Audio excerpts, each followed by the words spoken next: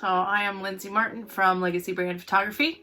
And I'm Zona with Eat Your Feelings. And we are Brutally Honest.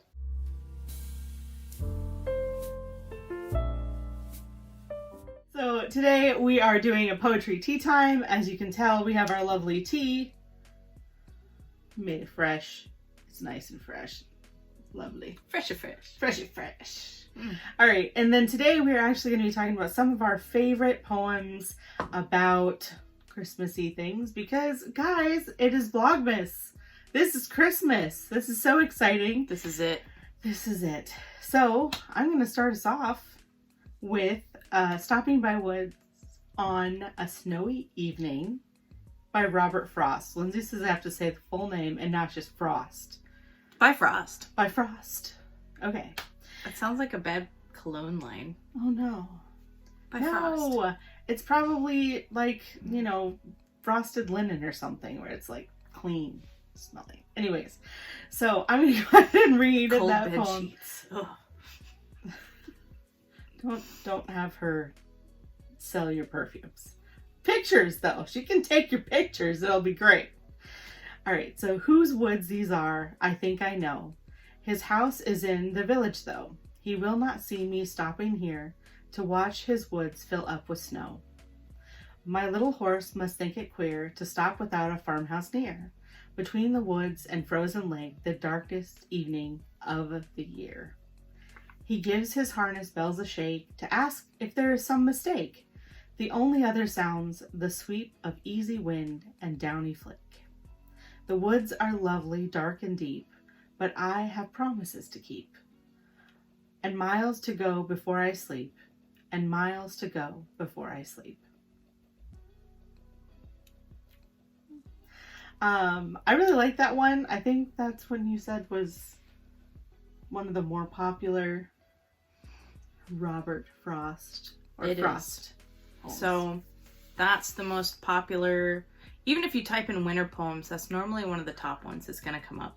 Mm. So, but it is one of the most popular Robert Frost. The other one that people like to, not necessarily quote, because I haven't heard anybody quote it, but the one that they remember the most is The Road Less Traveled.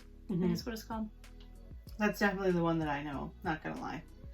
But like, I like the full poem and not just the one line. People like to take the one line as a single quote, make memes and stuff out of it. So I don't. Guys, cool. let us know what tea you're drinking. Hopefully you grabbed yourself a cup, and well, we have another poem for you. We do. Are you gonna tell them about our tea today? Oh no. Oh no. Oh, So no. today is a black tea, but I can't remember. I know it tastes like cookies. It is. That's what I know. So now you know what I know. It tastes Congratulations. It is a black tea. It's just called, it just says cookie flavored black tea. I got it at Lidl. It's one of their preferred selections, which means it is a limited time, might not even be there today if you bought it yesterday type of thing. But So guys, if you got this tea from Lidl, definitely leave a comment. Let us know. Number one, that you are a Lidl shopper, and two, that you guys found this in the select section and picked it up as well, because great minds think alike. because tea. Because tea. Awesome. You want to read us the next one? It's black tea. It's What? flavored black tea, Tastes like cookies.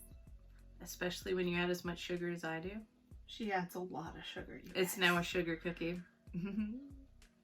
Okay, so the next one I picked, I can almost guarantee you guys haven't heard because I found this one, well, because I'm a research nerd for those of you that don't know that.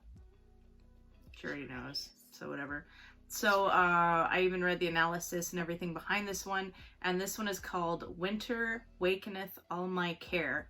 And this is actually a medieval poem, and it is one of the earliest surviving winter poems in English literature. That's pretty cool. So, well, let's hear what it's got. so I'm not gonna read it from its original Old script English? because it's tricky.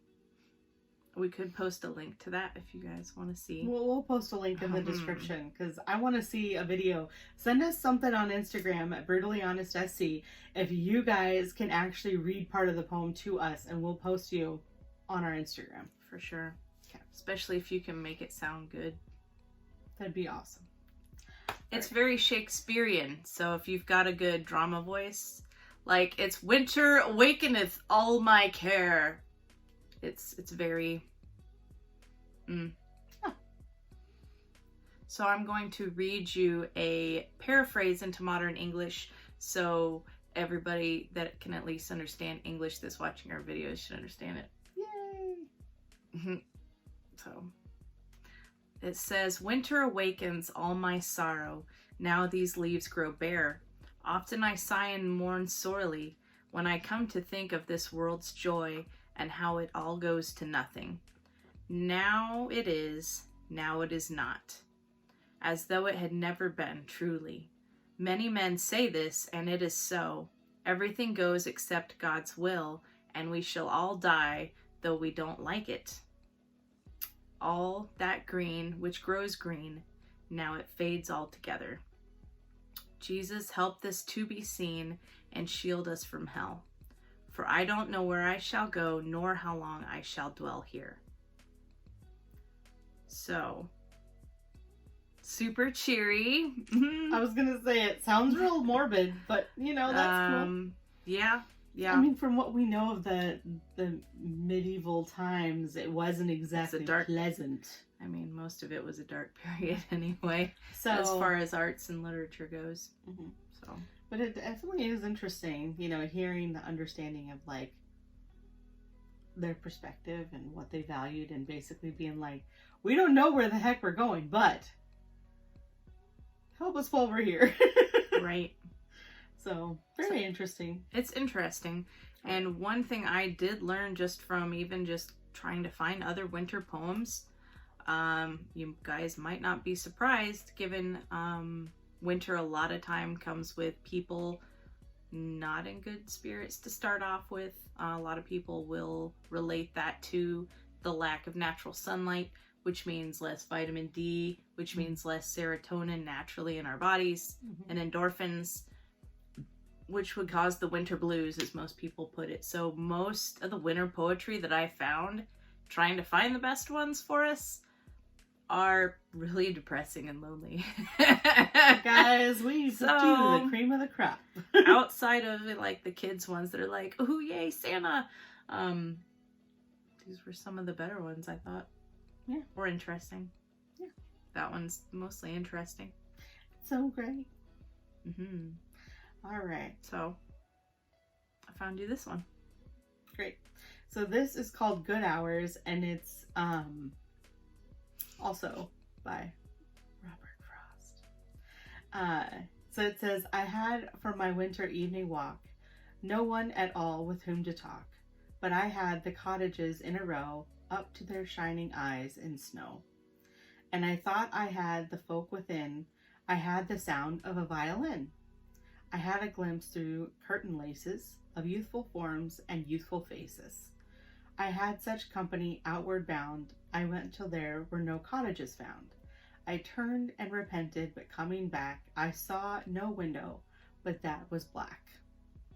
Over the snow my creaking feet disturbed the slumbering village street, like profanation? Profanation? That's a weird word. Should practice that more. By your love, at 10 o'clock of a winter eve. So I had to read that one because Lindsay didn't want to sing it to you a cappella. What was the first one? Are you serious? She got me twice. The first one we sung in choir when I was in high school. I had no idea.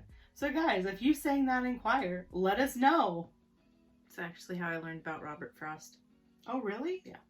We had a really great poetry section of our English class because I was in like a college English class my freshman year or something like that. And the only issue is it was like poetry of everyone else and then poetry of Poe.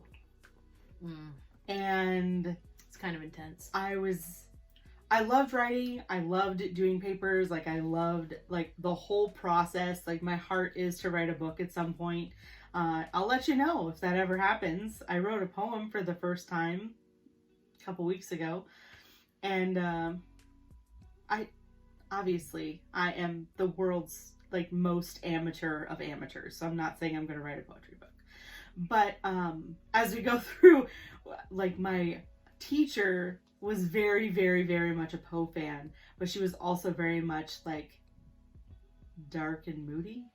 That explains a lot. And I wasn't dark and moody. That's super stereotypical for poetry people too. Yeah, like, my sister did a lot more with, like, really great poetry readings, and she did theater, and she did music, and she was in choir, and she did show choir, and the whole thing. But I'm just like,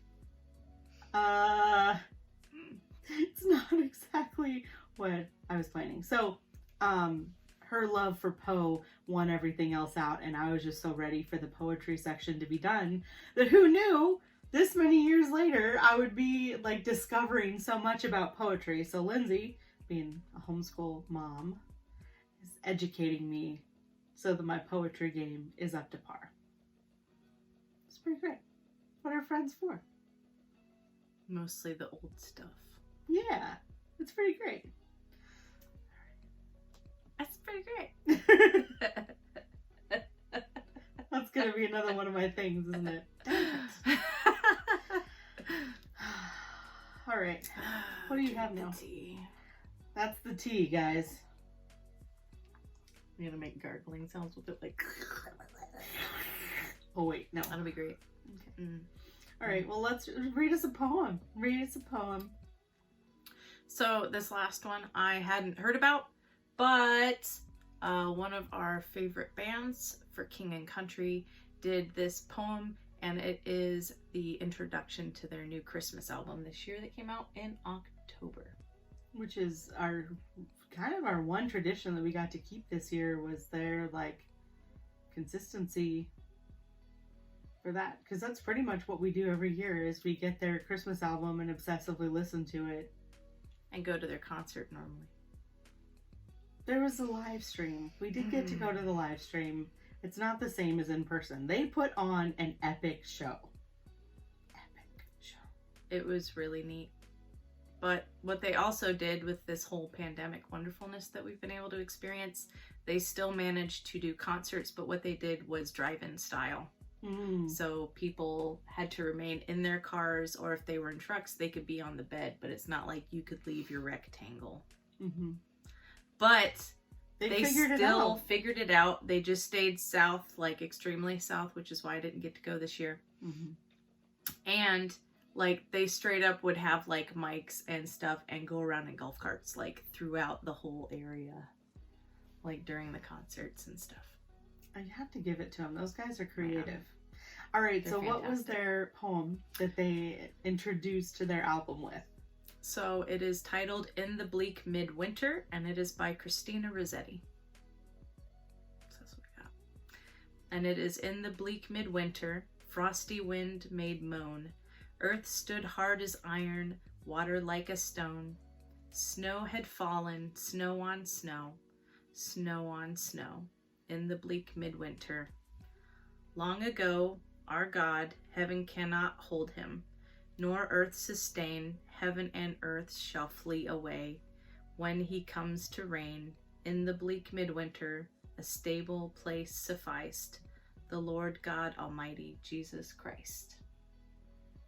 That's pretty cool. Yeah.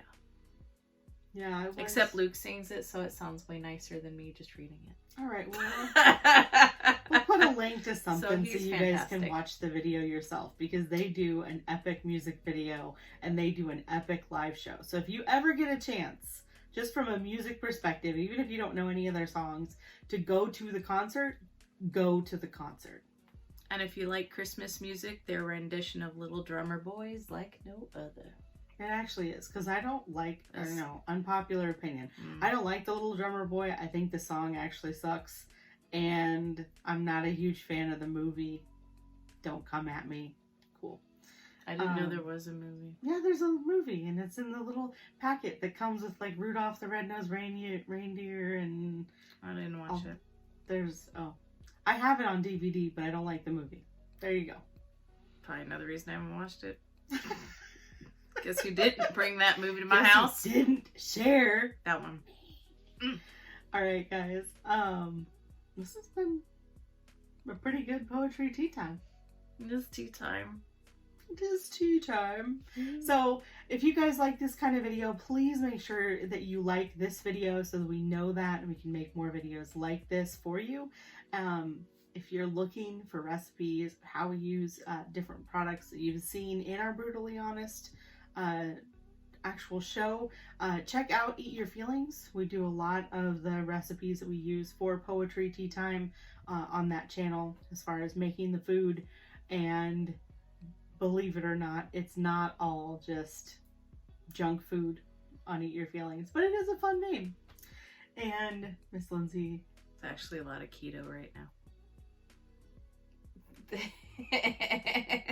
It is a lot of keto, but if you think about it, like most of the time when you're doing holiday food, it's rich food anyway. So that's what people are looking for. It's the food you eat to sustain yourself so you can eat all the cookies. There you go. That's my excuse. Now we know. All right. Besides that, we have a lot of fun things coming up for you guys. Make sure you check out these videos. We're going to have them every Friday for you right here on this channel. So make sure you like, make sure you subscribe, hit the notification bell, because otherwise you really might not get told when we have a new video up. It's true. Awesome. Or if there's a type of poetry that you'd like us to check into, because we are by no means literature professionals or masters, but we do like learning new things. Yeah. We like finding out more stuff. There's lots of types of poetry that we have not even delved into yet. Well, and we would really like to focus on small poets. So if you are a poet and you would like to submit some poetry for us to put on the show, we really would like to partner with you and to get some of your stuff out there as well. So let us know. DM us on Instagram. Again, that's Brutally Honest SC. Also, make sure you check out the website because we'll have some other fun things there that are just awesome. But thank you guys for stopping by today. Yeah, video. We need to be more giggly and honest, I guess. This is my carrot face. All right, guys. Thanks for stopping into the video today. Thanks for stopping by. Bye.